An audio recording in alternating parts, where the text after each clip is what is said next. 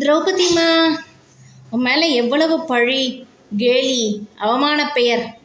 அது உனக்கு சம்பந்தமே இல்லைன்னா கூட நீ பாவமா. உனக்கு நடந்த அநியாயம், அநீதி, அவமானம், அவச்சொல் இதெல்லாம் தாங்கிண்டு பொறுமை காத்து பக்தி செஞ்சு தர்மத்துக்காக சத்தியத்துக்காக வாழ்ந்து காட்டினியம்மா. திரௌபதிமா, நீ தர்மதேவதை. மீனாட்சி, நீ தான் இது எல்லாமே. நான் என்ன சொன்னாலும் யாரை சொன்னாலும் எல்லாமே நீ தான். சரி, மனுஷ வாழ்க்கையில் ஏதாவது துன்பம் வந்தால் அதுக்கு காரணம் கர்மா, முன்ஜென்மமோ இந்த ஜென்மமோ அப்படிங்கிறாங்க. ஓகே, இது ஒரு பக்கம் வெய். சுகம் வந்தால் மட்டும் ஐயோ நான் நல்லா இருக்கேனே, ஐயோ நான் நல்லா இருக்கேனே அப்படின்னு யாருமே கர்மாவை நொந்துக்கிறது இல்லையே. ஆனால் அதுவும் கர்மா தானே. ஐயோ நான் நல்லா இருக்கேனே, ஐயோ நான் நல்லா இருக்கேனே அப்படின்னு நினைக்கிறது யாரும் நினைக்கிறது கிடையாது. ஆனால் அதுவும் ஒரு விதமான கர்மாவினால் தான் அவங்களுக்கு கிடைக்கிறது. ஆனால் அதுக்குன்னு வந்துக்கிறது இல்லை. ஆனால் இதுவும் ஒரு பக்கம் இருக்கட்டும்.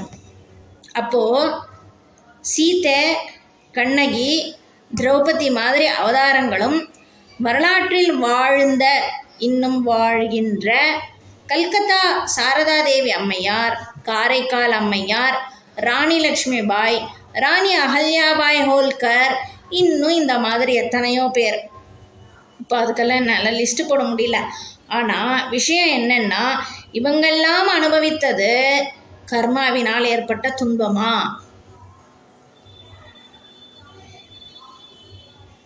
இருக்க வாய்ப்பு இல்லை அப்படின்னு உள்ளுணர்வில் நீ எனக்கு சொல்கிற.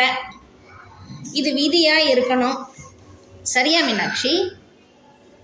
இவங்களெல்லாம் இந்த அவதாரங்களெல்லாம் இருந்தது கர்மாவினால் கிடையாது, இவங்களுக்கு நடந்ததெல்லாம் விதியினால்தான் அப்படின்னு நீ பதில் சொல்கிறியோ அப்படின்னு தோணுது. சரியா மீனாட்சி? அது ஆக கர்மாவும் விதியும் வெவ்வேறு, ஆனால் ஒன்றோடு ஒன்று தொடர்பில் இருக்கு. பாவ துன்ப கர்மாவை இனி தொடராமல் மாற்ற வழி உண்டு. எண்ணங்கள், வாக்கு, செயல்களில் நல்ல விஷயங்களை விதைத்து வளர்த்து நல்ல கர்மாவாக மாற்றலாம். அது இறைவன் அருளால் மனித முயற்சியால் செய்யக்கூடும். ஆனால் விதியை மனித முயற்சியில் மாற்ற முடியாது. அது இறைவன் தன் விருப்பப்படி உறுதியாக தீர்மானித்தது. மனித ஜீவராசிகளின் போக்குக்கு ஏற்ப, காலத்தின் மாற்றத்துக்கு ஏற்ப, நடக்கும் தர்ம அதர்ம செயல்களுக்கு ஏற்ப உலக இயக்கத்தை தான் திறம்பட நடத்த சிருஷ்டி, ஸ்திதி, சம்ஹாரம், படைத்தல், காத்தல், அழித்தல், மறைத்தல், அருளல் ஆகிய காரியங்களை செய்ய இறைவனே எழுதுவது தான் விதி. அதுதான் இறை சக்தி. அந்த விதி என்ன அப்படின்னு யாருனாலையும் ப்ரெடிக்ட் பண்ணவே முடியாது. மேபி ஜோசியத்தில் கூட ஒரு கட்டம் வரைக்கும் தான் ஒரு ப்ரெடிக்ஷன் அப்படின்னு சொல்கிறாங்களே தவிர இதுதான் நடக்கும் அப்படின்னு ஜோசியம் பார்க்குறவங்க கூட சொல்ல முடியலையே. ஏன்னா அந்த விதி தெய்வம் எழுதினது. தெய்வம் எழுதினதை படித்து தெரிஞ்சுக்கிற புத்தியை தெய்வம் தருமா? அதான் நீ தான் அதை தருவிய. அப்படி எல்லாத்தையும் நீ தந்துட்டேன்னா அப்புறம் உனக்கும் எனக்கும் என்ன வித்தியாசம் மீனாட்சி?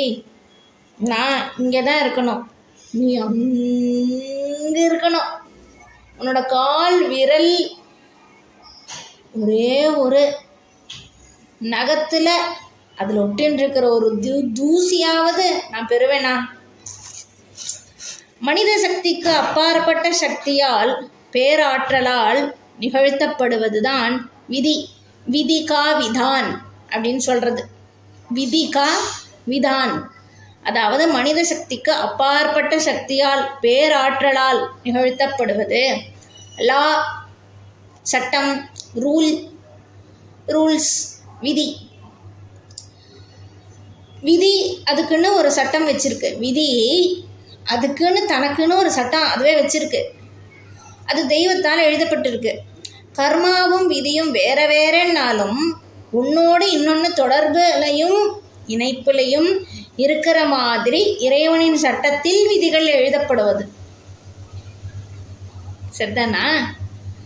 இதில் எந்த கோல்மால், ஃப்ராடு, பித்தலாட்டம், தவறுகள், திருத்தங்கள், பிசுறு இப்படி எதுவும் இருக்காது. ஏன்னா இந்த செயலை செய்கிறது தெய்வ சக்தி. மனுஷன் செய்கிற காரியத்தில் தான் அதெல்லாம் இருக்கும்.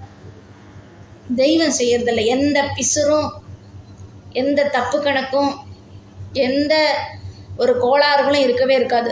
திருத்தமாக, தீர்க்கமாக, பர்ஃபெக்டோட அப்படி இருக்கும். மீனாட்சி, நீ செய்கிற காரியங்கள், நீ எழுதுகிற விதிகள். ஏன்னா இந்த செயலை செய்கிறது தெய்வ சக்தி இல்லையா? இதை படித்து தெரிஞ்சு பட்டம் வாங்க முடியாது, ஸ்காலர் ஆக முடியாது, ரிசர்ச் பண்ணி அட்வான்ஸாக ப்ரொடிக்ஷன் பண்ண முடியாது. முன்னமே அனுமானிக்கவோ மாற்றி அமைக்கவோ மனிதனால் முடியாது. இறைவன் விருப்பப்படி, விதிப்படி வாழணும். அதுதான் அந்த இறைவனை மதிக்கிறதுக்கு, அந்த இறைவனை விரும்புறதுக்கு ஒரு அர்த்தம். மீனாட்சி, நான் எப்படி நடந்துக்கணும்னு நீ விரும்புகிறையோ, நீ என்ன விதி எனக்கு எழுதுறியோ அதுக்கு அப்படியே கட்டுப்பட்டு நடந்துக்கிற மாதிரி என்ன நீ மாற்று. ஏன்னா நீ எழுதுகிற விதிக்கு கட்டுப்பட்டு நான் வாழணும், நான் நடந்துக்கணும்னா கூட அதுக்கும் உந்தயவு வேணும். உந்தயவு இல்லாமல் ஒரு மூச்சு கூட எனக்கு உள்ளே போய் வெளியில் வராது.